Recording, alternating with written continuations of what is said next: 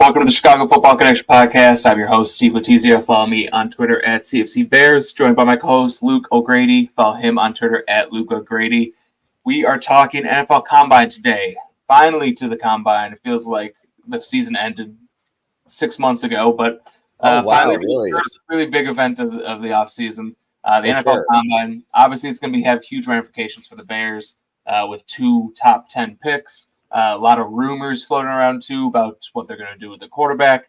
A lot of interviews being posted online with players and reports on who the Bears are meeting with. A lot of stuff's happening. So we're going to take a kind of position by position preview. Some guys we're kind of looking out for. Some guys we think the Bears might be looking out for. Obviously, we're going to look at this through a Bears lens, but before we get started, Luke, how you doing? How you feeling today? How you feeling heading into the Combine just overall as a Bears fan? Good things, man. I love the Combine. I've been, when I was growing up, like the only television show on my television was NFL Network. So like, I was watching everything about the Combine all growing up. Always loved it, but like when I was a kid, I didn't really understand like how important some of the other stuff other than the on-field drills were. Like I always thought it was all on-field drills, and now like I know like those meetings are like some of the most important meetings you can have. It's the first time you're officially allowed to like meet with these prospects as players. Yeah. As front offices. And like you said, like kind of the hobnobbing of front offices. Like so many people will say that a lot of other business gets done while there. Like when we traded the first round pick last year, like the bulk of that deal seemed like it was worked out while they were in Indy. And those kind of things, like if you were looking for a timeline on a Fields trade, like it could be accelerated after the Combine. It would definitely be like if it makes it to the Combine, I wouldn't expect it to make it to free agency. So it's the first huge domino of the offseason, even though it is kind of like halfway to the draft. So as far as draft season, once you get to the Combine, you're kind of on the home stretch. Like you already have an idea about the players as far as like the tape wise, and then this is kind of that final piece of the puzzle where it's like pro days really are like a pageant, you know what I mean? Like those, like the Combine has a little bit of competitiveness to it. Like, right. Like you're just gonna go throw a ball, hit the roof, spin over your left shoulder, throw it as far as you can, do all your fun stuff, especially as a quarterback. Yeah. So this is like the final real piece of the evaluation, especially, I mean, at least for fans. I guess there's some other interviews that can happen that could change some stuff from a team's point of view. Mm-hmm. But this is like the last thing on a film evaluation that really goes into it. 100%. Yeah, it's really all about those interviews and everything like that. Like I think a lot of this stuff on the field is just window dressing for fans. The NFL just trying to dominate year round. So like the teams don't need to be there to see a player run a 40-yard dash. They can get texted what a player ran a 40-yard dash in. They're there for the interviews, as I mentioned. It's funny. They're there. It's most importantly, the reason the NFL Combine started, and I don't think a lot of people know this, is not because of testing. It was for medical reasons. It's to get all the players in one spot, and they can have a team physician check every single player. And that's the reason they do it in Indianapolis, because Indianapolis has the infrastructure with the hospital right there to handle all of those medical evaluations. Okay, I actually didn't know that. That blows my mind. That's sick. I mean, I guess now you could probably be doing it anywhere, but that's still really cool. Yep, that's why they keep it in Indianapolis. They've thought about moving to San Antonio because San Antonio has kind of like a similar infrastructure, but that's why it's in Indianapolis. It's because of the medicals. So that's a big reason why it's there, and obviously the interviews. But that's not as much fun to talk about as the on-field stuff and everything like that, which still holds weight. I mean, obviously you want to see you want to make sure that the guys you're interested meet minimum thresholds for height and weight, arm length, stuff like that, and also speed and agility and all that stuff. Like you can call it the underwear Olympics all you want, but teams have thresholds that players need to hit.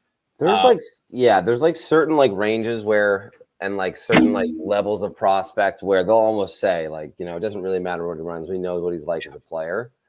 But there are also things where like there are certain thresholds, like you said, where it's that, if you're trying to draft a prospect and you're building out your board and you're saying, hey, like, 5% of the elite tight ends in the last 20 years have been below average athletes. It's like, you may say the Combine doesn't matter that much, but if you go to the Combine and have a bad Combine, you can actually, really like scratch yourself off some people's boards pretty quickly. Yeah. Yeah, it means more for your draft positioning, more so than your like actual career. Obviously, the best players in the NFL are almost entirely elite athletes. But there are exceptions. You don't have to necessarily be an elite athlete. But it was interesting. I saw something on Twitter the other day. It was from a few years ago, and at the NFL Combine, it was the Buffalo Bills general manager. I'm blanking on his name, but it was the draft that Gabe Davis was in, and they ended up drafting Gabe Davis. But he was watching him, and he's like, "I like this Gabe Davis guy. I hope he runs slow in the 40 so we can get him." So sometimes that guy comes into play, and then he ran like a 4.54 or something. He was like, "All right, perfect." So it's interesting. Like some of those guys who are maybe under the radar, teams might be kind of hoping that they maybe don't perform as well to kind of get them at a little bit of a discount in the draft. But yeah, no, it's exciting. I mean, the draft. I mean, the combine's so much fun to watch, even if it's the on-field drills too, is in addition to all the testing. So, what do you say we jump into it and start talking about? We got a lot of positions to go through, so I want to make sure we get through it. Yeah. Let's share my screen. So we'll start with quarterback. I don't know if we have to spend a whole amount of time on quarterback. One, because the Bears are only interested in maybe 2 or 3 of these names, first of all, and two, combine for quarterbacks, I really feel like you can't really tell that much. Caleb Williams isn't throwing. Who else wasn't throwing? Jaden Daniels wasn't throwing. Drake May's not throwing. So I don't think Jaden Daniels is running either. Yeah, Jaden Daniels isn't. I don't think Caleb Williams either. So a lot of these guys aren't even participating really. They're just there for interviews. I don't think we have to spend a whole lot of time on quarterbacks. What's kind of cool is that second level, though. Like, you're going to have some people do some crazy thing. Like, Joe Milton's going to go crazy. Oh, yeah. Joe Milton's going to run like a 4.5. Yeah, and then he's 40 pounds, 245 yards. Yeah, exactly. So, he'll Rattler could come out and look really good, too. Like, there's some guys that could probably move themselves. Some guys with some question marks that could, move themselves into that area where people just decide to take the flyer on them. Yeah, but at the same time, I don't know. You're so much with all of these players. All of these players touch the ball in every single snap. You have so much tape to evaluate. Are you really going to put a lot of stock into what they look like at the combine? I don't think the combine on the on-field stuff. I don't think it matters for quarterbacks at all. Yeah, that's a good point. I kind of view it more like I view how things go at the Senior Bowl, where it is one-on-one reps, so it's a little bit better, but. Even then, it's not exactly game film, but when you're competing with the people that you're around, you want to see the people that look the best when they're all trying the best. And there is a bit of a factor of that when the guys get out there. I guess I would say, if you have the quarterbacks and they're all, throwing back to back to back, you do get a good idea of who really has an NFL arm and who's just – because you see Joe Milton throw the ball, and then you see – I don't know, I'm just going to pick on someone. Austin Reed throw the ball right after him, and you're like, okay, Joe Milton has an NFL arm. Doesn't. Joe Milton probably didn't hit his target because he's so inaccurate, but at least you have a really good gauge on velocity when guys are just going right after they try. So there's stuff like that you can kind of take. But again, there's so much tape on here. I think we move on just to go on to the running backs. Oh shoot, where's my? Here we go. All right, running backs. So running backs, if we're just talking about the Bears in general, how we see them kind of approaching the running back. I think we're in agreement. They're not going to use a day 2 pick on a running back probably, but a day 3 pick, absolutely. I could definitely see that happen. I could also see them not drafting a running back. They did just draft Roschon Johnson last year. They got Khalil Herbert. They got Travis Homer, who worked with Shane Waldron. Definitely a position group that they can address in the draft, but not necessarily need to address in the draft. But I think they're going to kind of shy away from the top guys and maybe spend a day 3 pick on a guy if they need to. But just that seems in line with the way they go about it. Yeah, anyone in particular you're kind of keeping an eye on? I know you mentioned Blake Corum before we jumped on here. Yeah, I was saying that I'm excited to see his short distance stuff because I think he's gonna impress a little bit. I've always thought that he did good in those phone booth situations, having to make a guy miss without really leaving his line too much. And I was saying I thought he played good this year and had some crazy hype in the last couple of years. And now where I'm seeing him get drafted, I think if he comes out and has I don't want to say a Saquon Barkley type combine, but because I don't think he'll have that top end speed. But as far as we were saying, how people move and kind of oohing and on people and the way they move, I think he does move kind of in that same vein, and I'm excited to see him there for sure. Yeah, he's definitely someone who I think who needs a good combine to kind of get back into that conversation. Yeah. He started, going into the year, he was okay, he's a running back 1 or 2, and then throughout the year, he's kind of been just quiet. I want to say for a guy who won a national championship, he's been kind of just not as highly regarded. Like people kind of souring on him. But I think if he comes out and has good agility drills and has good speed, he's not gonna be the biggest guy. He's gonna measure like 5'8" or something. But I think he can help him in those agility. I love a short running back. Like I don't love a tall receiver. We've said it before too. It's a little bit more impactful at running back because if you can kind of get lost behind that line, I think there's a lot of value in that. For sure. Yeah. So he's definitely a guy who I think can help himself this week. Yeah. One guy I want to talk about. Low Bay is another one. Dylan Laube. Yeah. So Laube? Wow. Okay. I actually don't know, to be honest. It could be anything. But the kid from New Hampshire. He's more of like a pass catching running back. So I want to see him. I want to see him with the wide receivers a little bit. He was playing wide receiver a little bit at the Senior Bowl. He lined up a wide receiver for New Hampshire. Like, how tall is he? Let him run some routes. 5'9", 5'10", 5'10", I would say 5'11", maybe. He's not like tiny, but he's don't need to be that tall anymore. No. But yeah, he's definitely someone. All these like pass catching guys. Isaac Garendo, Marshawn Lloyd, like him. Marshawn Lloyd, another guy who's like a pass catcher. I think he'll have a good week. Like this is his time to shine. Because I actually think he's sick. Like I think he moves really nicely too. He moves really nicely. I didn't like his vision as a ball carrier, but as like a pass catcher, like change of pace back, I liked him a lot. Yep. And like this is a venue where you can shine. Your vision doesn't matter. You can shine just based on athletics. Yeah. I think he's going to be a guy who stands out this week. Keelan Robinson from Texas is really athletic, small, shifty, athletic guy. I was watching him because I was watching the tight end Jatavion Sanders, and he was just every time he touched the ball was like making a guy. Sanders is nice. And then he like doesn't get a lot of carries, but he doesn't even get a lot of touches. And then so I was like, wow, like maybe this guy, what's wrong with this guy? And then I saw he got invited to the combine. I was like, okay, maybe there's something there. Like he's got some athleticism. Jalen Wright, I love Jalen Wright. He's going to run a 4.3. He's going to run a 4.3. There we go. Okay, here we go. Thanks, Chris. Pronounced Laub is my guy. Catches like Austin Eckler and is bigger than I thought at the Senior Bowl. Yeah. So Dylan Laub, thank you, Chris, because I didn't know how to pronounce that. Definitely a really good pass catcher running back. He's not going to have an Austin Eckler. I see what you're saying. Like, you're not comparing him as a running back. You're just saying he catches the ball like him, which, yes, makes sense. I think like a Danny Woodhead. I know it sounds lazy because he's a white running back, but like a Danny Woodhead comp. Like, they just look so similar and they play so similarly. Like, someone like that who can really be a change of pace. Danny Woodhead, Shane Vereen. Yeah. I think you might imagine it too, but obviously, I mean, I feel like a lot of people have been starting to give him some hype, but Buck Earing looked good amongst his peers on this weekend as well. Yeah, Bucky Earing, another guy who should look good here. Like this is his event. And another guy shorter in stature but moves really good. Yeah.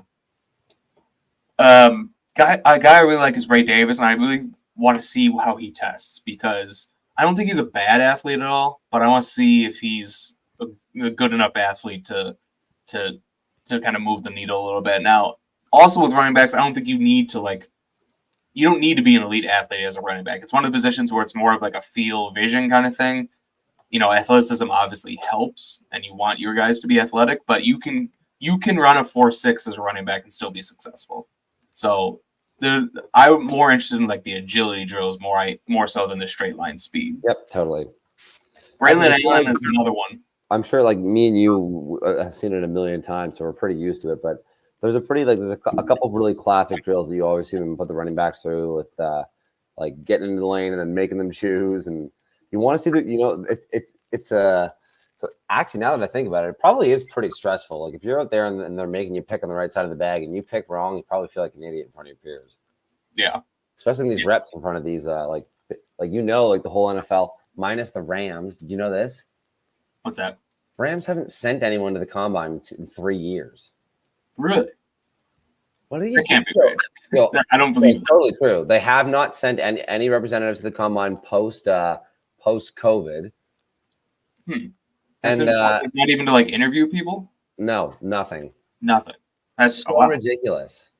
I just saw that, and I was like thinking, like, well, yeah, that's why they actually draft so terribly. But I was like, they actually had an unbelievable draft last year. They did. They drafted a bunch. Well, they drafted Kobe Turner, who didn't go to the combine. Kobe Turner, who didn't go. He wasn't invited to the combine. That's right. I remember we Yeah. talked about this time last year. I was like, why isn't Kobe Turner going? He was Wake Yeah. Forest. Oh no, sorry, no. So wait. No, you're right. Wake Forest. Yeah. But I think Kobe Turner did. I think who we're thinking of was Kobe Turner didn't go to the combine either, but who you're thinking of is Carl Brooks, who the Packers. Okay. Well then, yeah. Either way, Both of them. that is a good little callback. But yeah, the Rams don't go to the combine, which is Interesting. That is very interesting. Yeah. Braylon Allen, though, another guy, the running back from Wisconsin, he's like 6'2", 240, like that, something like that. I need to see how athletic he is because he just doesn't seem very athletic on tape. And I know I just said you don't need to be a great athlete to be a good running back, and I think he's got a good vision and good kind of feel. And that stuff matters. Yeah. You know, I want to see him. I want to see him catch the football. I want to see how he tests because he's got good vision. Like I said, he's also a really, really good pass blocker. Like as you would expect for a guy who's like basically a tight end. Yep. But yeah, no, I want to see him testing is gonna be big. I think if he goes out and looks respectable and tests pretty well and looks like comfortable catching the football, he could be like possibly running back one in this draft because that is wide open because there's not a clear cut run. Really? No. Okay. Yeah, not a lot of guys. It's a weak class overall, I'd say. I think so too. I don't think there's anyone like last year that we had 2 first-round running backs, and even then, usually getting a first-round running back is pretty crazy. I don't think we have anyone even close to that consideration this year. Yeah, I think right now like Jalen Wright would be my number one, and he's going to go and like I said, run a 4.3. So I don't think that's going to change. But there's a lot of guys kind of in the contention. If you ask 5 people, you might get 5 different answers. Yep. But also with how like kind of a weak running back class this is, I do wonder if the Bears might just skip it entirely because those guys who are supposed to be like day 3 guys are going to start going on day 2, and everyone just gets moved up. Anyone who needs a running back is going to take them a little bit earlier, and the Bears don't absolutely need one. So maybe take one late or get a priority free agent or something. But yeah, I think we said there's like that. You know, if you don't like, there's a Travis Homer sized hole in the roster. He's got experience. He's good at pass blocking. He's cheap, and he's happy being your third back. He's got special teams like experience. The Bears don't need to add a running back, but they didn't really need to draft a running back last year either per se. They could have rocked with Foreman and Homer and Herbert and been fine. So it's more of a value thing lines up. Yeah. All right, let's move on to wide receiver. More fun position to talk about. Definitely more of a position of need for the Bears, and also a much deeper class. Like, would not surprise me if the Bears draft 2 guys out of this list we're about to talk about. Totally. Possibly even 3. I don't know. If they get a bunch of picks from trades, like they might maybe draft one guy high, one guy in the middle, and then one guy late, and just do kind of what the Packers did last year and just draft a bunch of guys and hope one of them pans out. But yeah, definitely a fun group this year with the wide receivers. A lot of guys I'm going to be interested in watching. I'm just going to start right at the top with my guy. And it's so competitive, man. When you watch these, you just see like you'll watch for 40 minutes and just watch someone after another running 40-yard dashes and 40-yard dashes. And you're honestly going to watch in every 2 minutes, 3 minutes, you're going to be someone that could go in the top 75 picks. Yeah, I mean, I'm just looking at these guys, just this small sampling I have on the screen right now. I'm like, I want to talk about every single one of these guys. Baker, every single one of them has like something. Troy Franklin. Marvin Harrison Jr. running? No, Marvin Harrison Jr. is not doing anything. He's not even running at his pro day. He said he's not going to do anything. Why would I? Why would he? Yeah, I mean, you know who I am. But the only thing I think that's interesting about that is like the reports were that he's going to run like a 4.3. Well, he was even if you ran like a top 5 top end speed in college football. Oh, I have no doubt he's fast. I have no problem with him not running. I just think it's interesting because if you are going to run a 4.3, why wouldn't you do it? Like, and even and he also like would someone say they'd risk getting hurt? Is that like kind of what the argument is? I mean, you're gonna have to run. You're running all offseason. You're training, but like. I understand you're not like training to actually run a 40-yard dash, but even if you did run a 4.4, even if you run a 4.5, I don't think it would change anyone's opinion of him.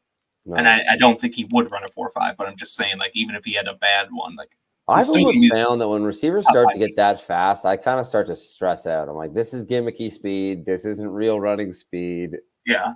Yeah, I want guys who wide receiver. I want guys who play fast, not necessarily time fast. Like, who's the best wide receiver to ever run in the 4.2s? There isn't one. Darius Hayward Bay. Yeah, he actually might be the best wide receiver running 4.2s, unfortunately. I don't know what Randy Moss ran, but yeah, it just feels like, your sweet spot is like 4.35 to 4.55. If you're anywhere in there, honestly, even if you're a little slower than that, people have made it work. You need to be able to play receiver before you need to be able to run 40 yards straight. And anecdotally, that is true. The 40-yard dash was first established by Paul Brown trying to find himself people that could be good gunners, because that was the average punt distance in the NFL at the time. And it was like, and it's funny because there's stories of people being like, yeah, this is what our guy ran on the 50-yard dash. And people would be like, why are they running that? And they're like, most people just run the 40-yard dash. And it just kind of became the thing that everyone started running. But it's like, now you could do a 50-yard dash because people are punting at 50 and 60 yards now. Yeah, that's interesting. I didn't know that. Yeah, and 40 yards is very just arbitrary. Exactly. It doesn't make, and now it's not the length of a punt. So it's maybe you actually should find out what they can run over 50, because people start to lose speed. With the 40-yard dash, I'm actually more interested in the 10-yard split than anything. Totally. I want to see how fast you get up to top speed, more so than what your top speed actually is. Because how often are you running in a straight line for 40 yards? Receiver's probably the only one where you might even have the opportunity. Maybe you get you bend off a little post in the slot or something. But even then, if you're running a go as a wide receiver, you're getting contacted all the way down the field. You're not running in a perfectly straight line. Sometimes you might have your reps, but either way, there are certainly some positions, and surprisingly, on the line where those 10-yard splits are some of those indicators where it's if you're not really able to get from point A to point B, if your 10-yard split is below this, you have a way less high rate of being a successful pro. Yeah, no, 100%. 10-yard split is definitely the go-to. Anyway, these receivers. Javon Baker's your guy, and I'm really starting to grow on him as well. I think he's a guy you should really star as if this guy can go out and put some good numbers up. I don't think he's going to put anything crazy up because it's not exactly his game being a crazy speedster. But if he can put even decent numbers up and not look he was a little bit slower than the rest of the field around him, I think he could really help his case. Yeah, Baker's interesting because when my first watch of him, my thought was, yeah, this is a good receiver, but I was like, does he have that top end speed? I don't know. And I think I even put in my scouting report, I was like, I don't think this guy has the top end speed. And most of my first watch was on the broadcast angle because I didn't have any UCF tape. But then I got the UCF tape and I was watching from that angle, and he was getting up. He did seem a lot faster than I initially thought.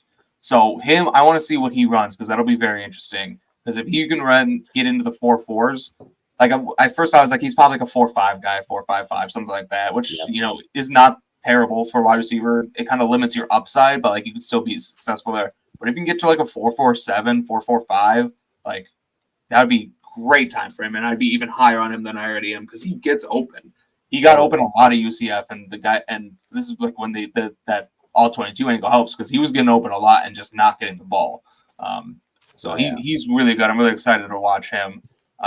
Just going down the list, Jermaine Burton too. I think he's going to run a 4.3. I don't know who Jalen Coker is, but Keon Coleman. Holy cross. Keon Coleman, he could be one of those guys that gets freaky.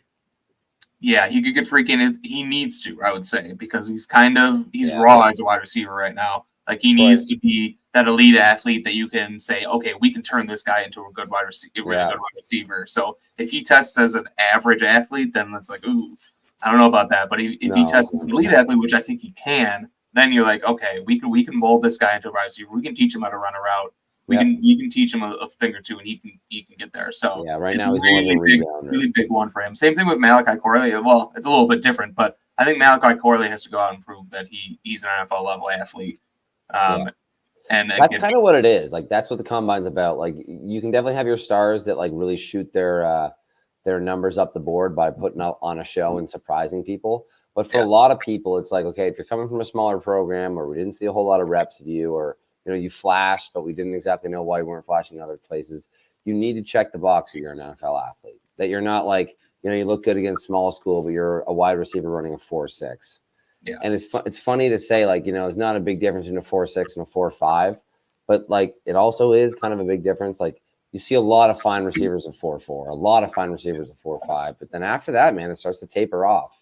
Right. So it's like just get yourself into that area where it's like, okay, don't worry. There's been a million people my speed that have made it work. Yeah, it's definitely a bell curve when it comes to the 40 times for wide receivers. Like the 4.2 guys are not good, but then 4.3s, 4.4s are good, 4.5s, and then 4.6s, 4.7 and down. So yeah, you definitely want to be in that sweet spot. And I want to clarify on Corley. I think he is an NFL athlete. I didn't mean he was like a bad athlete, but I think it would be a good week for him if he can come out and prove to be like a really good athlete. And also just like the on-field, it seems stupid, but the on-field drills are big for him because basically like 80% of his production just came on screens. Yeah, Western Kentucky. So like Debo. Yeah, so like I still say that the on-field drills for everyone is really kind of just window dressing for fans, but I think for some guys it's important. I think Corley is one of those guys. All right, Chris is. Oh, okay. Love Coker just got open all over the Hooble and Trimble. Don't know what the run will flow within 4.5 though. It's also who he plays like if you can. Troy Franklin's a guy that could, burn holes in his shoes. He moves fast, man. Mm-hmm. He's a good athlete too. He's starting to get some steam. Yeah. He could be a guy that low-key sneaks himself into the first round. Yeah, I haven't watched him closely yet. I haven't really either. Yeah.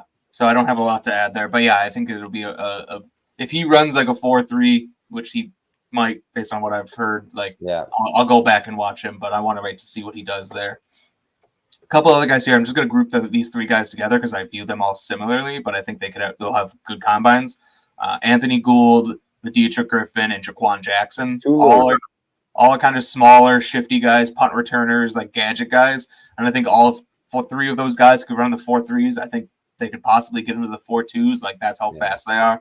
So that's kind of like the thing about this draft class. Like there's not only you have the top end guys, then you have those like day 2 guys who are all really intriguing, but then you have like those like speed, just like situational, like role player guys, like these three guys that I mentioned, who they're not going to be the greatest wide receivers, but they can play a role in an NFL offense. Griffin would be like exactly the kind of guy that I'd like to add to later on in the draft. Yeah. So those three guys will be interested. And Harrison's not doing anything, but we obviously know how good he is. Yeah, Neighbor's not doing anything. Yeah, Ladd McConkey, we want to see Ladd McConkey do good stuff. Dude, it would not surprise me to see Ladd McConkey running the 4.3s. Man, there's actually so many good receivers at the combine this year. Jalen McMillan has some stuff that he has to prove. Adam, these all these guys are floating in that like kind of second tier behind. Once you get past the top 3, how does it go for you? There's a bunch of guys you could put there. I know a lot of people are higher on Ricky Pearsall than other people are, and like think he fits the mold of some of the music. I don't even know if I've seen Roman Wilson here, but Roman Wilson's going to run like a 4.3. Yeah. A lot of people like Roman Wilson.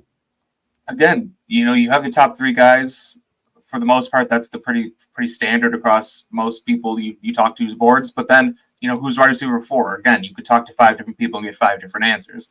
Totally. Who's 4 through? I would even say like 4 through like 10 is like 10. Wide open. And like this is legitimately 5 or 6 people that would people that like smart people would tell you are the 4th receiver on the board. Yeah. Easily. And like if that's the case, like it's usually a pretty good class, which this is, and it's more of like you need to start picking your poison. What kind of wide receiver do you like? Mm-hmm. Like, do you like the AD Mitchell types? Like, do you like the we were talking about him earlier, Keon Coleman types? Like, if so, like that's your cup of tea. Like, do you like the Ladd McConkey? Like, I was gonna say Ricky Pearsall type, and I was like, whoa. This is getting a little white.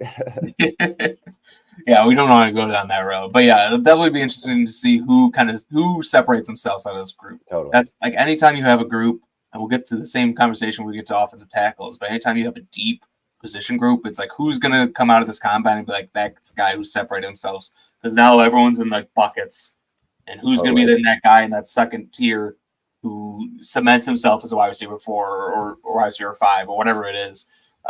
And I think there's, like you said, McConkey, I think has a chance there. Basically all the guys we've mentioned, Keon Coleman, Brian Thomas from LSU, Troy Franklin. I'd even throw Javon Baker in there. I'm super high on him, obviously. Yep. But like all these guys, Ladd McCankey, Xavier Legette has some, Xavier Legette, Ricky 100%. Pisar, Jalen Polk.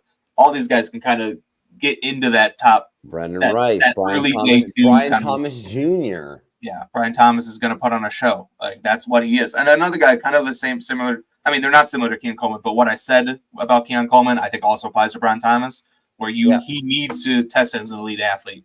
Because if he tests as an average athlete, it's like, okay, well, he's so raw. Like I'll let someone else draft him and worry about it then. But if he runs a 4.3 at 6'4", then you're like, okay, again, I can teach him how to run a route. I can teach him all the nuances of being a wide receiver. Just give me that athleticism. Okay, we got another comment here. After watching the tape, I like Brian Thomas Jr. over Odunze. Can't wait to see how he performs. There's a lot of people who share that sentiment. I feel like that's kind of Brian Thomas is definitely on the rise, and I think I would have Odunze over him, but I can see why you would have him high. Yeah, 100%. I just recently kind of did like my deeper dive on both than I had been. Like, the first time you watch more than just the highlights, and I was actually pleasantly surprised with both. I think I still have Odunze over Brian Thomas. I think Brian Thomas is like, he needs to be able to do it a lot more than he's doing it. But he's like, it's kind of like he kind of feels, not that their games are too similar, but it kind of feels like Brandon Lloyd, where it's like you have an unbelievable amount of highlights, but you'd be surprised how dominant he wasn't, if you know what I mean. Right. Yeah, no, for sure. Devontae Walker, Malik Washington, man. Anais Smith, I really like too. At the wide receiver position. Anais Smith, like we just go to this list. I'm like, I like 80% of the guys on this list. I think like 80% of the guys on this list could have like a say to maybe be a day two pick. Like Jamari Thrash has some good tape. Marcus Rosemead, Jack Saint is super underrated.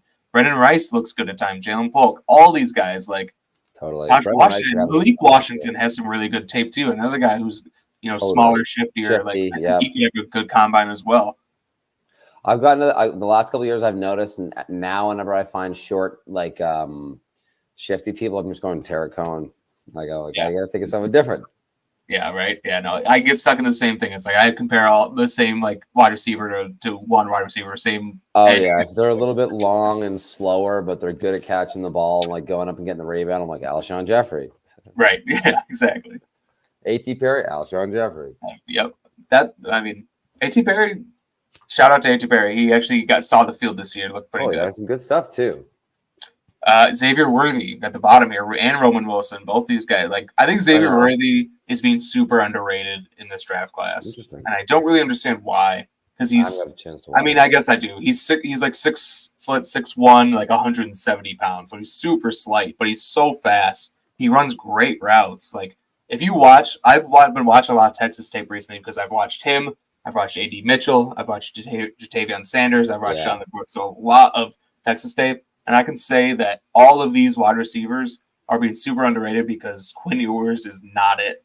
Like, he is not a good quarterback. He is not good. Even Jordan Whittington here, who no one's talking about. Like, I thought he looked pretty good too. So, like, Ewers had all these different weapons to, like, throw to. And Texas obviously had a good year, but they had a good year. Their offense had a good year because of the weapons, not so much the quarterback. But anyway, that's a different conversation. I think Xavier Worthy is going to have a really big combine, and I think he's another guy who could potentially have a say for like a top 5, top 7 wide receiver in this class. Wow.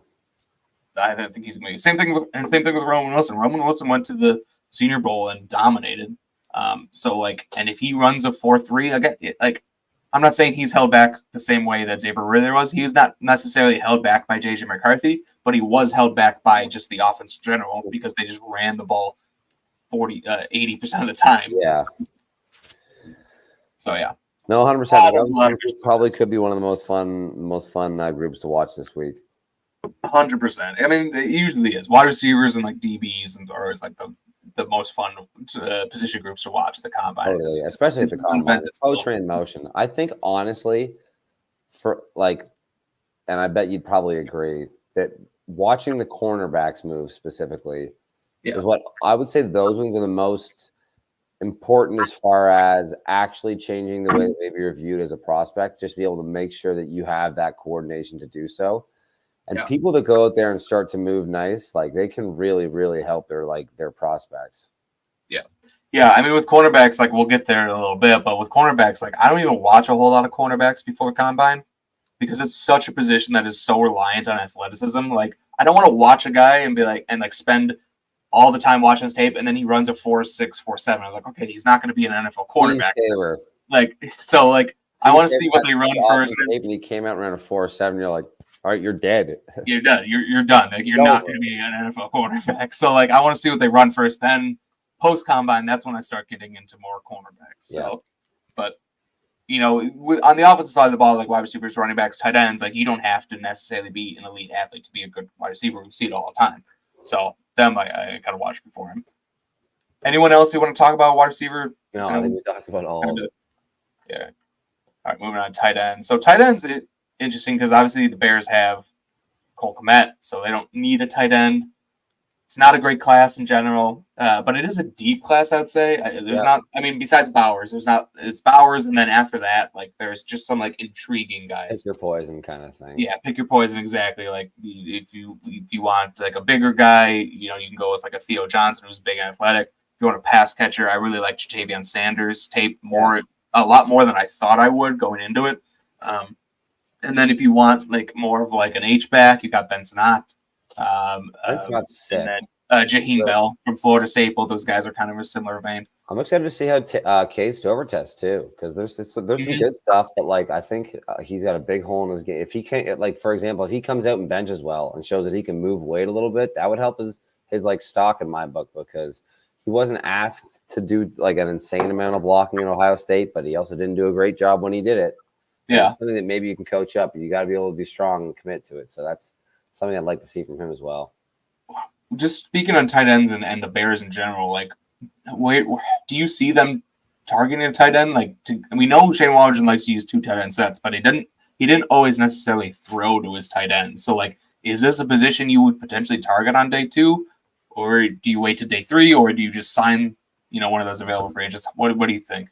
I mean, I've been going back and forth, so I don't know. I know. I mean, like, it's one of those things where Poles has been pretty, like, consistent with, at least in the first 3 rounds, spending on premium positions. And I don't know, for those that aren't aware, that's not exactly what a tight end's viewed as right now. So if it happened, it might be because, like we said before, the value matched up. Maybe you're in the 4th or the 5th, and you're going, okay, we don't need a linebacker, but Sewell's there, so we're going to take him. You know, maybe we don't need a tight end. It's not exactly, but you know, Sanat's there, and we like him. So I think if the board doesn't match up, if it doesn't make a whole lot of sense, or if some other position players at similar value are up, it feels like it'd be pretty far down their want list, especially considering they do a good job of signing free agents at those positions too. And we were saying that we probably expect some sort of veteran to be added to that room before the draft.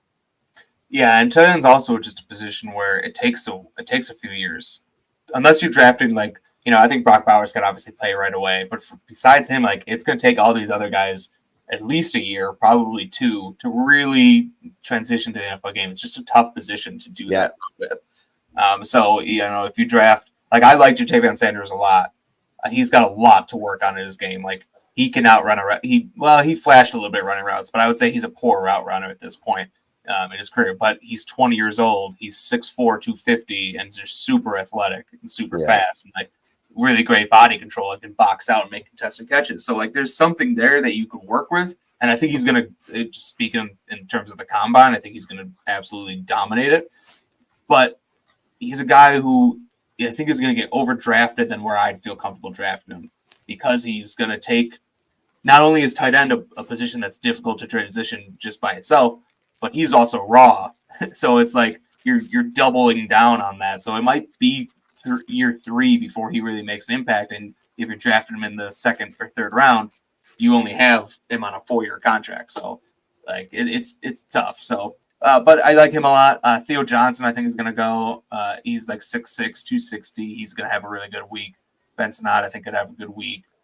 Yeah, Bell will probably, like, I think I'd be surprised if he wasn't ended up being the 2nd tight end on the board. He's nice, man. He moves really big really well for his size too. Like, who was that?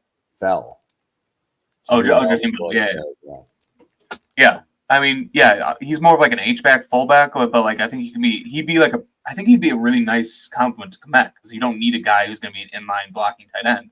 You need a guy And who can make plays in the pass game. So, and I was honestly impressed with what I saw when Bell had the ball in his hand. At least from I thought he moved a lot better than you'd think for a guy, or at least what his role was. yeah, no, I agree. He moves really well. Just a couple of guys. Eric All, I think, can be really good. He's just always injured. I can't go wrong with Iowa tight ends as well. And then Jared Wiley from TCU. He's like 6'7", 260, and moves pretty well. Has really big catch radius. So I want to see what he runs. He might actually be like a surprise athletic guy. Offensive linemen all grouped into one. Line. So they grouped offensive line all into one. So we'll just do it all at once. How many? We're gonna have like 5 or 6 scrolls straight of just trying to talk about all these players. Look at all these. A lot of offensive linemen invited. Oh my goodness, that's so funny. So we'll be talking about this. Offensive lineman's a big one too. Where like if you prove to be a really really good athlete, you can go from being like a 4th round pick to like a 2nd or even 1st round pick. It's so hard to be an elite athlete at this size. There's only so many guys who are 300 plus pounds and also an elite athlete, like in the entire world, let alone in the draft pool. Totally. So like if you are an elite athlete and you're 6'5", 320 pounds, like you'll get drafted pretty high, even if your tape isn't that great. Smaller school, like you said, it's kind of that like playing field leveler, where it's like, all right, you look good at a small school and you're the same kind of athlete that's going to all the other schools. Like that makes it easier to project what you might be like. Man, I'm looking at this list. There's a bunch of really good offensive linemen going to the combine. Yeah, I mean, this offensive tackle class, Ryan Poles said it himself, is so deep. Like, I thought that was very interesting that when they asked him, like, is there a position group that stand out? And he specifically said offensive tackle. And, like, everyone agrees this is a very deep offensive tackle class, but he didn't say wide receiver, which everyone also agrees is a deep wide receiver class. Same thing with, like, corner. Like, he said offensive tackle. So I wonder if that is a position that they might address at least as to get like a swing tackle. I'm not saying they're necessarily going to draft some guy at 9. Maybe they do to replace Braxton Jones, but I think at least it would not surprise me to see them draft an offensive tackle on day 2 as a guy you can kind of use as your swing tackle year 1. He's also insurance in case you don't want to re-sign Braxton Jones or in case he takes a step back or whatever. It's always nice to just have a young offensive lineman behind him. I mean, that's what Braxton Jones was. Yeah. Braxton Jones was a complete flyer. And I think you should do the same thing every year. Just draft that really athletic offensive tackle, and they're not always going to hit. You're going to have a lot of misses. If you think the class is deep, if the Bears wanted to double dip at that position, I would always be fine with that. 100%. I think I saw some sort of stat about like the amount of offensive linemen that on average teams had to start this year, and it was like something crazy, like 9 or 10. It's like you better trust what you have in house. 100%.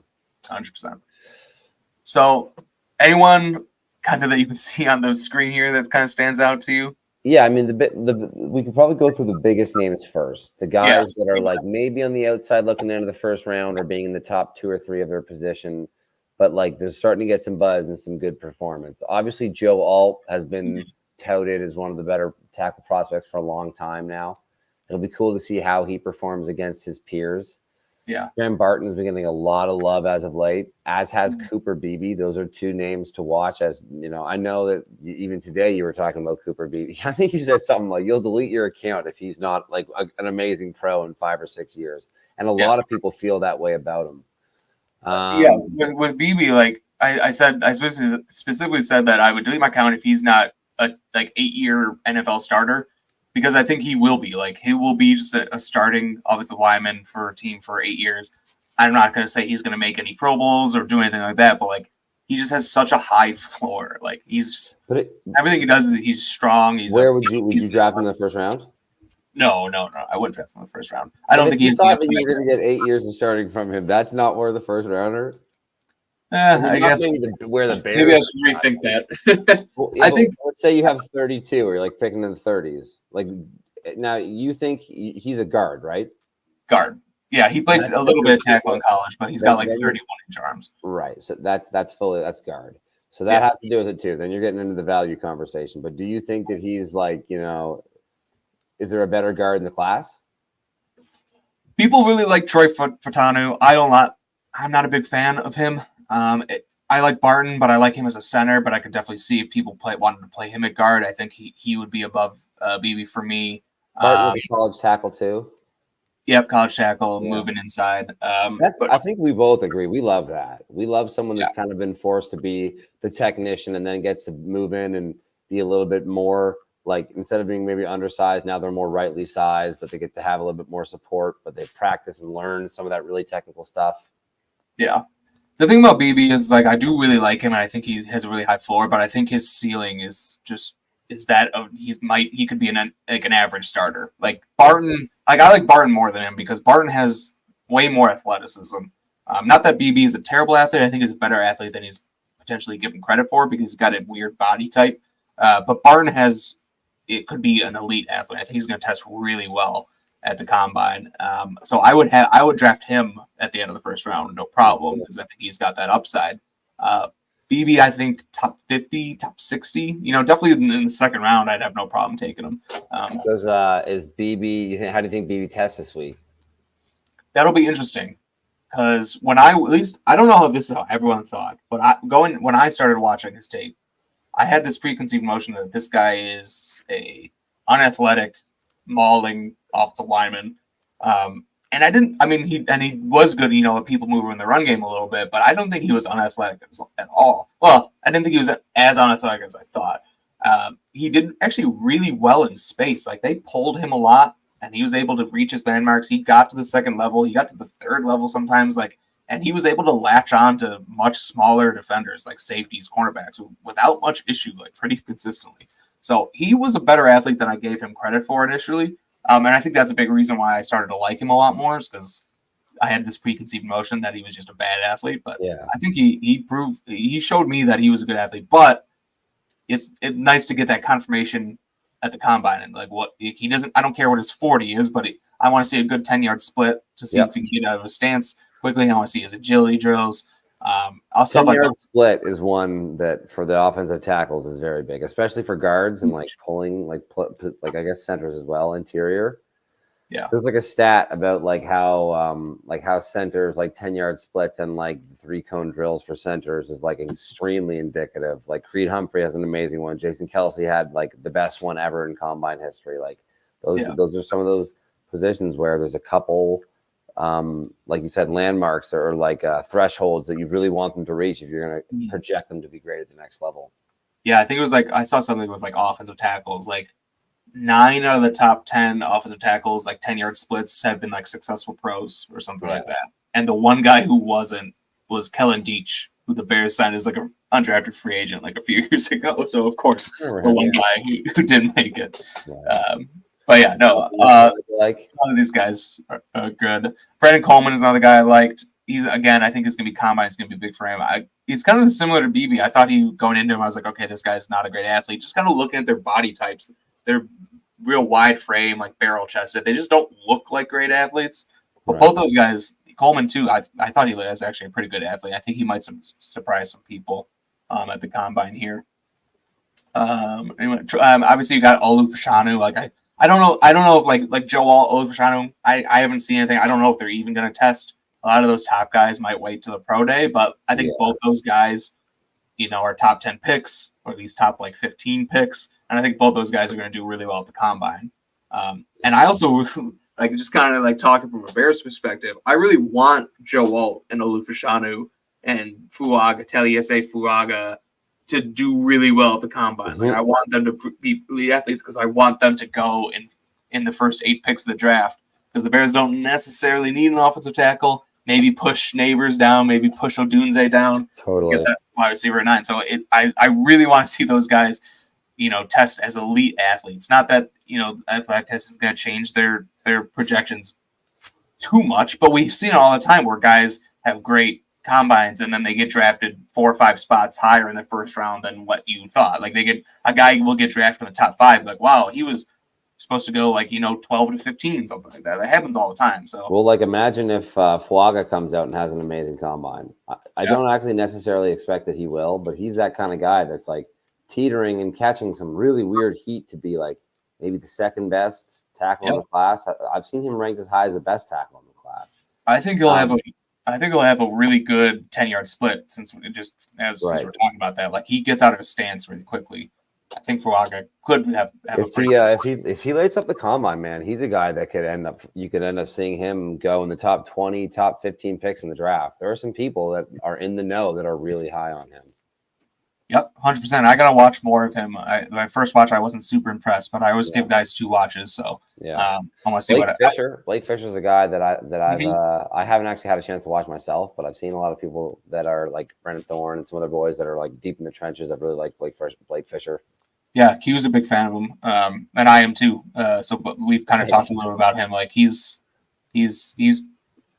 mean, people always talk about Joe Alt, and rightly so. Joe Alt's a better player than Blake Fisher right now, or at least has more potential. But Blake Fisher was pretty good too, and I think you just sometimes when you're the second guy in an offensive line, you kind of just get overlooked. Yeah. But he's definitely a guy worth drafting, and I think would be a perfect like one of those, 3rd, 4th round. Well, he's kind of rising up now, so maybe 3rd round you'd have to take him in. Offensive tackle, you can kind of sit for a year, give him a redshirt year, and then hopefully he develops into more. What else we got here? I want to give a shout out to Garrett Greenfield from South Dakota State. I think he's gonna. I don't know if he's gonna have a great combine, but I think he's gonna be a good pro. Tyler Guyton, people love Tyler Guyton. Man, Christian Haynes. Honestly, if we were gonna say that Cooper Beebe, if there's a chance those people were our favorite guards, I've actually been able to watch now Christian Haynes, and I think Christian Haynes will probably finish as my top guard. Yeah, Christian Haynes is really good. He's just like he's a bouncer. Yeah, he just takes boys out of the club. He's crazy all day. Yeah, no, he's so much fun to watch. I think he probably would be my top guard. I would have him over Furtado for sure. BB. Yeah, I think he probably would be. He'd definitely be in the conversation. But yeah, you mentioned Guyton as well. I want to make sure we mention him again because I think if there's anyone who's going to go to the combine and blow it up, it's going to be him. Yeah, and like 100%. What he's like 6'7", 320 pounds. He looks like he weighs like 250. I think he's going to be a guy. Chris mentions Jacob Monk, who's like that on the Dukes O-line, second best guy, 50+ starts. I actually did watch a little bit of Jacob Monk. When they announced the combine rosters, I basically went through and I was like, okay, if I've never heard of a guy, I want to like at least take a look at him. And Jacob Monk, I never heard of until I watch him, and he was kind of a mauler. Like he was just a real tough son of a bitch. And I think I think he was decently athletic. Technique wise, I think he's all over the place. But like, if you just want a guy who's going to be setting the tone and working for you, and a guy you can get in day 3 to be a camp body and hopefully get more, I think Jacob Monk has actually some potential. So that's a good shout out by Chris. Moving on. Yeah, anyone else we want to talk about? I mean, J.C. Latham is there, and there's actually a chance that he breaks the fucking bench press record, like straight up. He's a freak. He's the strongest. Push-ups, he pushes the earth down. Yeah, the strongest player I've ever scouted. That's why he's my offensive tackle 1. I haven't wavered off that because every time I watch him, he just gets better.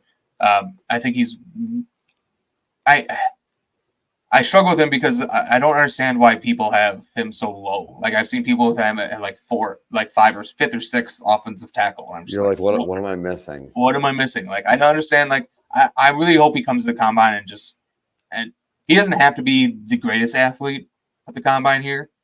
He just has to be like a pretty good athlete, which I think he will be. And I think people kind of come around him because I think my guess is people concerned a little bit about the foot speed, concerned about how he defends like inside moves. He does get beat to the inside a little bit. He doesn't have super long arms, but he's got adequate enough arm length there. But man, I really like him. I hope he has a good week. What else we got? KT Leviston, my guy. I really love KT Leviston from Kansas State. I saw him when I was watching Cooper Beebe, so I just want to give him a shout out. Mason McCormick's getting some love. Another guy from South Dakota State. So South Dakota State does some good job with their linemen, man. They've got Mason McCormick as left guard, and then they have Garrett Greenfield, who I mentioned earlier, left tackle. Both those guys have an NFL future. I think both are going to be really good. Yeah, there's Monk. Jordan Morgan, he's another one of the higher name players. He's another guy.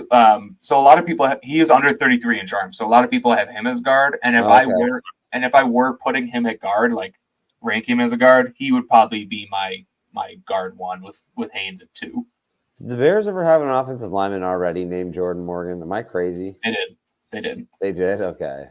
Yeah. They drafted him. I don't know if he ever played. He might have been like a camp cut, but yeah, they definitely had a Jordan Morgan. How about Hunter Herzog, my guy. This is your guy for sure. I love Hunter Herzog. Like he's gonna. I don't know how he's gonna test. It'll be interesting because there are times when I see him, I'm like, that guy's a good athlete, and then there are times where I'm like, is he a good athlete? I don't know. So it's hard to tell, man. The way that like Carl Brooks is someone last year that I was like, what do you mean that's how you tested? I thought he looked like a great athlete on tape. Yeah, and then he tested really, really poorly. Yeah. So it's funny, man. You never really can tell, but that is kind of why the combine still still has some importance. And I wonder if people started standardizing the information that you got from like those jersey or GPS, if we could end up ever getting that from game speed stuff, or if it's stuff that you find out top end stuff and you let them just run away. But it is interesting because sometimes some guys will just come in and be completely slower or worse athletes you didn't expect, and then your whole evaluation kind of changes. For sure. All right. Obviously, Jackson Powers Johnson. Looking to see that. I've just noticed that we're like an hour in and haven't gotten to the defense yet. Grinding. So. I know. Cedric Van Pran. Cedric Van. I think it could be a big week for him. See how he. Cedric Van Pran Granger. We got 4 names. Yeah, it's too many names. I mean, I'll call him whatever he wants to be called, but that's a lot of names, man. I know. Austin Booker. That's a guy that we could blow up the combine. We're into defensive ends here. This is again we'll probably be pretty quick over just trying to close up here. We'll be quick going over the ones that are the more household names and try and point out the ones that maybe have the best opportunity to do some rising and falling. Yep, and Booker's definitely he's starting to become a household name, and he also could do the most rising. So I think he'll be the guy that everyone's talking about after the combine because he's going to be a freak athlete. What else we got? Dorless, I think, could do well. He's kind of a tweener, though. I want to see what he weighs in at. That's most importantly, how long he is, what he weighs in at. But I think he could be really well. I think Michael Hall Jr. from Ohio State, D tackle, he's going to test really well. He's like 6'2", 285 pounds. So again, his tape is really fun too. It was really fun. It's going to be interesting to see how close to 300 pounds he is. I don't know. I don't think he's going to get there. So that'll be interesting.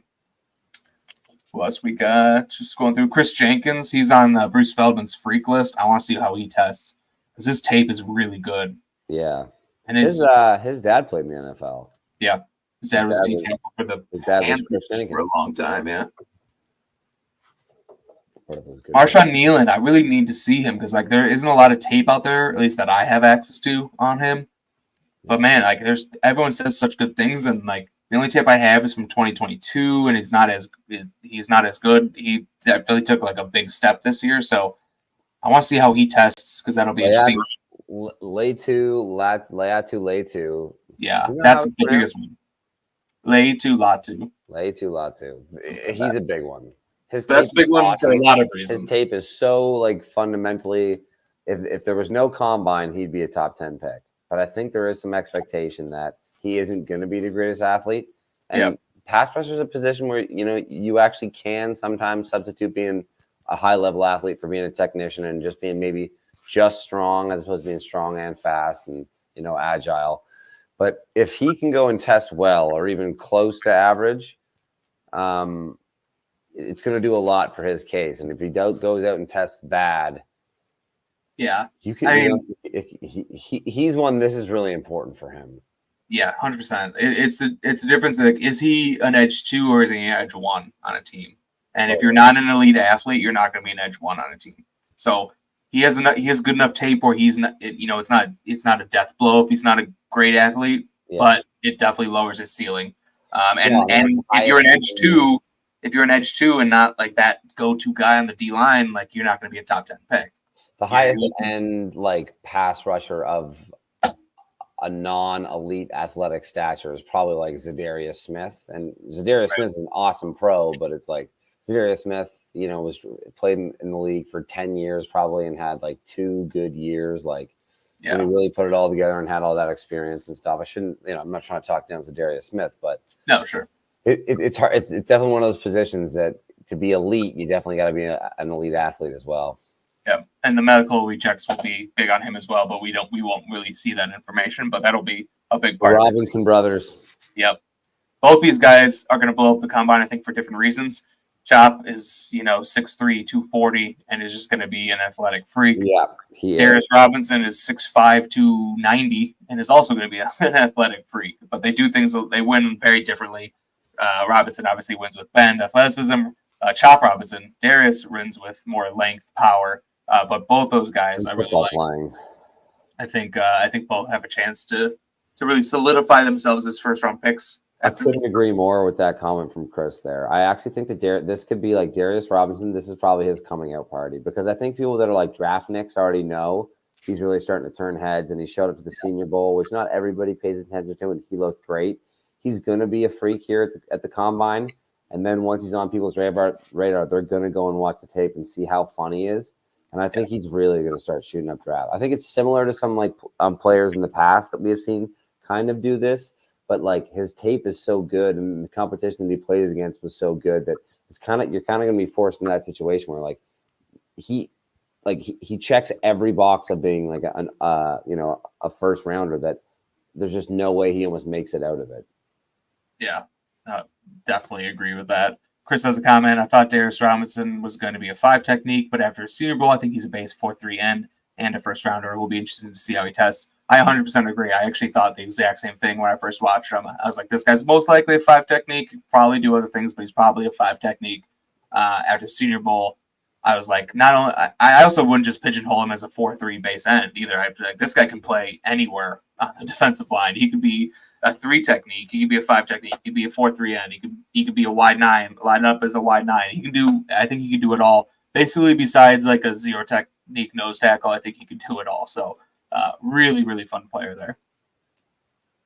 Right. Anyone else? Devontae Sweat. It'll just be interesting to see how much he weighs, to be honest, because he went to the Senior Bowl and he was the only player not to weigh in. And he did not have an official weight. He did arm length, he did height, he just did not weigh. So that tells me he was close to 400 pounds. Yeah. Oh my goodness, that's crazy. Couple more. Jared Verse, it'll actually be very big for. I think his tape wise, and if he's kind of your flavor of defensive or of edge rusher, he could be the first edge rusher off the board. If your flavor is a little bit more of the newer, smaller, faster, it could be your Dallas Turner. But I think both of those guys is going to be huge for them, because for Dallas Turner, if he's going to be that smaller, faster guy, he better be fast. And for Jared Verse, you can't be slow. So both those guys have a lot of money to be made there. It'll be interesting to see how they test. Braylon Trice as well. I think the opinions on him are mixed. Some people have him as like a first-round talent. Some people have him as like a third-round talent. Having elite testing as an edge, like you said, can be that thing that moves you from that third round to the we kind of have to take a flyer on them. Kind of like similar to a George Karlaftis. George Karlaftis came out and tested great, and I think it moved him from having nice tape at maybe a bit of a smaller program to just being a clean first rounder. Yeah, with Braylon Trice, I'm definitely one of those people who are closer to third round. I would not draft him in the first round. But with him, the combine is big for him, and I don't care how fast of a 40 he runs. I don't care about his agility drills. I don't care about his bench press. Really, the only thing I care about is his 3-cone time, because that's really what you see what shows like that bend and flexibility. And that's my biggest question mark on him. I just don't think he has the bend and flexibility to be a good pass rusher, or at least a top tier pass rusher in the NFL. So I need to see a 3-cone drill that's close to 7 seconds. And that's kind of like that marker. I mean, you could be like a 7.1 and still be good, but like if you're 7.3 seconds, 7.4 seconds, which he might be, like, it's not going to be looking good. So that's big for him. Verse is kind of the same way, but Verse, I don't have the same. Verse is much higher on my board. I do think he's not the bendiest, but I think he's enough. I think so. There is some slight stiffness. I agree. A little bit, but not to the same length that Trice has. So I think Verse has a chance to be really good, but it's still a big combine for him.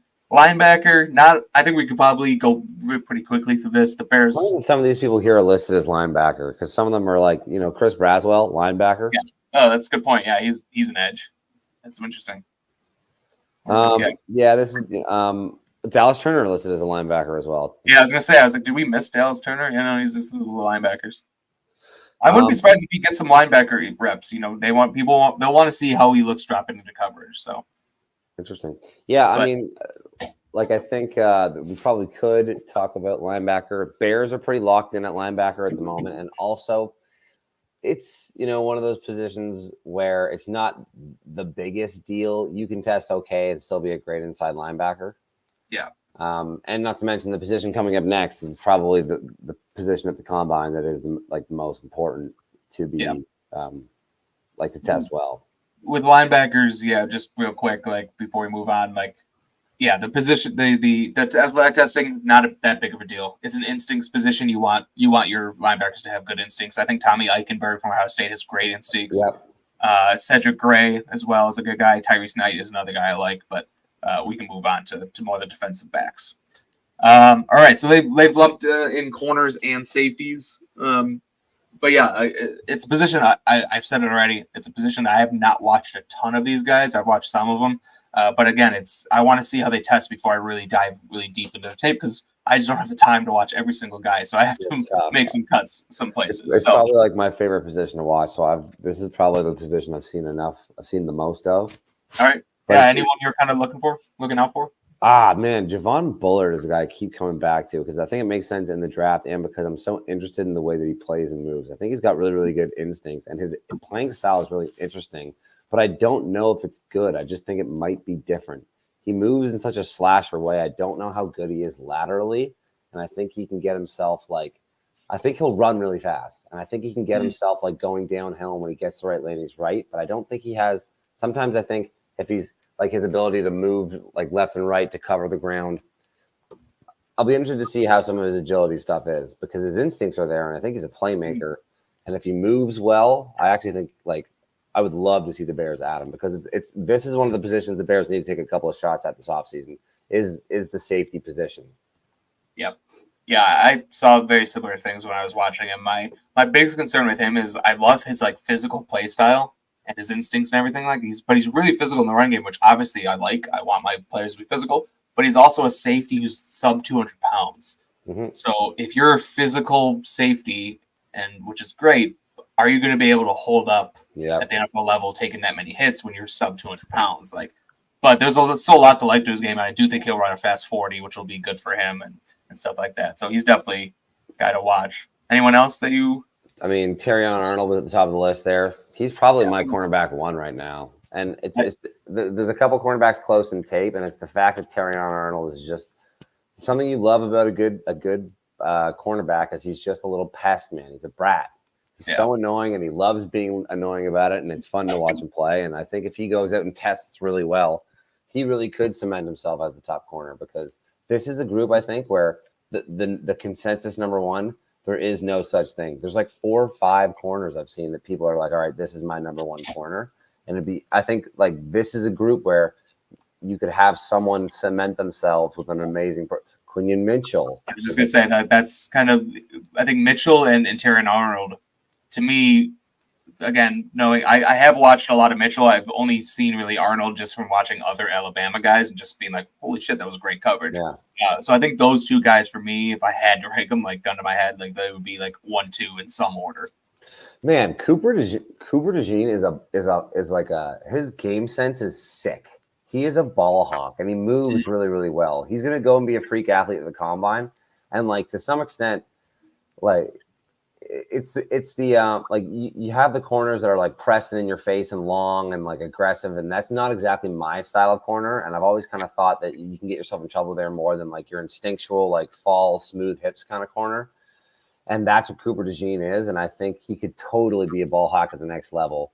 But we've seen the press stuff work a lot as of late, and I don't know how good he is about pressing. I think he has to almost kind of always be off, and he doesn't do a whole lot of stuff in the slot. Mm-hmm. Yeah, Cooper DeJean is good. He can play all over the defensive backfield. People will say he's going to move to safety just because he's white.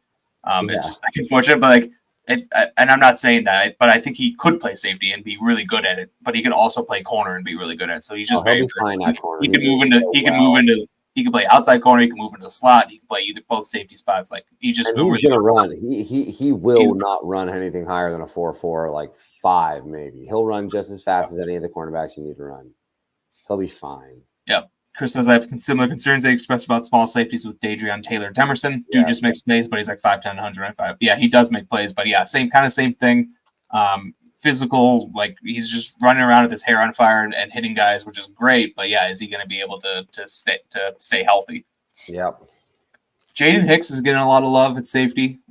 He's like 6'3", 215. So if we're talking, guys who can stand up to the NFL, that's him. He's probably going to test extremely well too. Like he's gonna be an elite athlete at that size. Like that he could be the first safety off the board if he tests really well at that size. I'm not saying he's going to be he won't be my safety one because I don't think he has the elite instincts that I want, and safety is a position where I really value instincts over athleticism. But you know how the NFL works. If a guy's 6'3" and runs a 4.3, he's gonna be drafted pretty high. So it's just a guy to kind of look out for there. I think there's a lot of quick cornerbacks. Like I think Cam Kitchens, I think is another player that's got really, really good instincts. There's a lot of playmakers in this draft. Really good instincts. The question with Kitchens is what's he going to run? Like how athletic is he? I know. So if there's a defensive back who the combine is going to be the most meaningful for, it's him. For sure. I think honestly, Kyle Hamilton went out, and they're kind of similar players where it's like they're bigger and they can play middle of the field safety, but Kyle Hamilton came out and ran not so fast, and Kyle Hamilton's fine. Tyler Nubin is a guy that could really like. He's kind of on that just past that first tier of like the people that they talk about that could move himself up. Scroll up a little bit. There's one other player, Kool-Aid McKinstry. Like, yeah, he's like definitely a top 5 corner, and like he had been gotten love all year as like one of the best in the class, and I think he's kind of fallen off. And I like his game. This is someone that I think can help himself with a good week here too. Yeah, he was kind of the cornerback 1 like all year, and then has been like then he was cornerback 2. Now he's cornerback 3. That was totally 4. Kalen King too, right? King last year was a first-round pick, best player on that defense, and then it's like now he's maybe the best cornerback on that defense. Yeah, maybe. Yeah, he's falling like a rock too. I mean, Kool-Aid's going to be in the first round. Kalen King might not be drafted on day 2 anymore. He might be a day 3 pick. So interesting for both those guys. It'll be a big thing, big combine for both of them. Yeah. Mike Sanrin still. Yep. Man. Another guy who just makes plays. Football player. Yep. Football player. It sucks that the Bears really don't need what he brings to the table right now. Yeah. It really wouldn't make sense to draft him where he probably would go because he's just going to be a good football player, like a competitor for some team, like the Ravens are going to draft him or like the Lions or something. Yeah, anytime there's like a guy who like this guy's just like a football player, I don't know if he's going to test him. Like he's probably going to get drafted by the Ravens and be really good. It's just so true. Going to get drafted by the 49ers and be unreal in 2 years. Yeah. Who else we got on here? TJ Tampa is kind of like a zone corner. I think there's been some talks of moving him to safety, but I know a lot of people like him, and athleticism will be a big question mark for him. So interested to see how he tests. James Williams from Miami. Is he? I mean, he's listed as a safety here. He played linebacker the Senior Bowl, so I don't know what they're going to do. Same as Sione Vaki is like he played linebacker, he played safety, and he also played running back. And I've actually heard that like there are going to be teams asking this week. I was like, hey, like we need you to tell us what you want to be. Yeah, I'm sure. That'll be interesting as well. I mean, he's listed with the safeties here, but I do think I saw somewhere, I don't know who said it, that he is going to get some reps with the running backs too. So we'll see. All right. Anyone else? Defensive backs. There's a couple other guys. Raystra's been getting some late People like he's another one where people are like, honestly, Rakestraw is my cornerback 1, and I haven't got to watch him yet, so we'll see. Yeah. No, he's kind of in that late first round mocks now, and he's been creeping up pretty slowly, but surely. So he maybe creeps up a little bit more. Just wait until everybody runs really fast, and then we get into that fun time of the offseason where there's like 60 or 70 like guaranteed first round picks. Yeah. Like there's just no way that these 60 or 70 people are going to make it out of their first round. Yep. Yeah, for sure. Yeah. Malik Mustafa's a guy I've watched in the last couple of days. I really like him. he's a little bit bigger. Or he's like only like 5'10", but he's like 210 pounds, so he's got a little bit bigger. He's a hitter. He can really hit. I wrote this in my report that like he doesn't make a lot of plays in coverage, and his instincts are just like a step slow, but he's never out of position. Right, kind of like an Adrian Amos. Yeah, I think that's actually a pretty good comp for him. Like he's not going to kill you, so he's probably like a day 3 pick.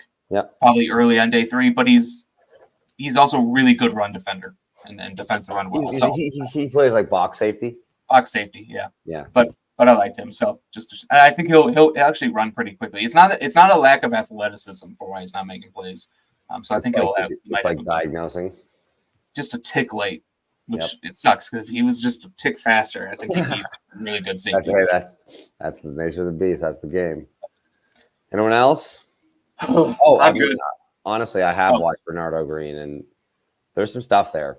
I haven't watched him, but I've seen some people mention him, so he's definitely on my radar. A lot of these guys, like, it'll be I'll be like, okay, like I'll see if it's interesting, like to watch. So I'll watch like a 4-minute cut up, and then if it's like, okay, like from what I've seen, there's enough that this could be a pro. Like I'll actually go and watch games. And Bernardo Green moves like really, really well.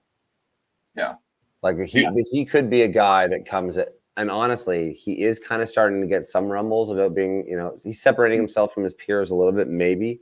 And if he has the combine that he could have, like he could be a guy finding himself into that funny little, everybody's a first rounder kind of talk.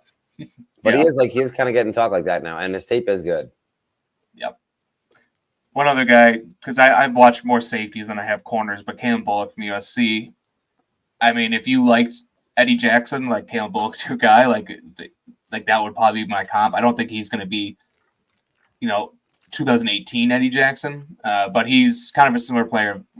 So much range, so much athleticism, inconsistent tackler, needs not very physical at all, but is really good in coverage. Former wide receiver, has got good ball skills. So, like, I think he'll do really well at the combine, basically.